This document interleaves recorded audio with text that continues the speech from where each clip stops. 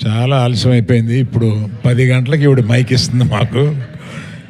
తర్వాత విజయ్ మాట్లాడతారు కనుక I congratulate all the team.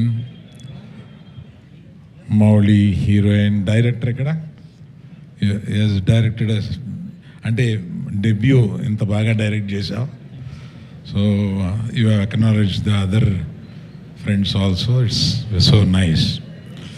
కాకపోతే ఈ సినిమాని ఇక్కడికి నేను రావడానికి ముఖ్యంగా మా గీతార్ట్స్ని ఆవహించిన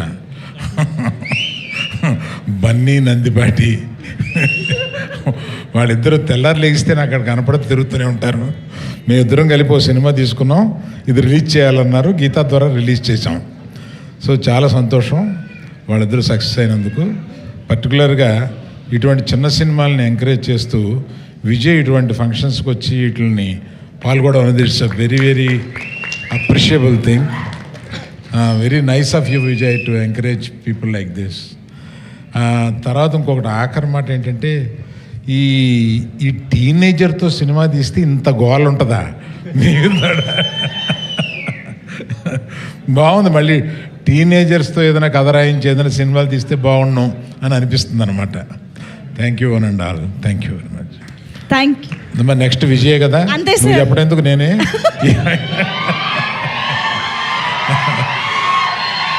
thank you sir, thank you so much. And give it up for rowdy Vijay Devarakonda.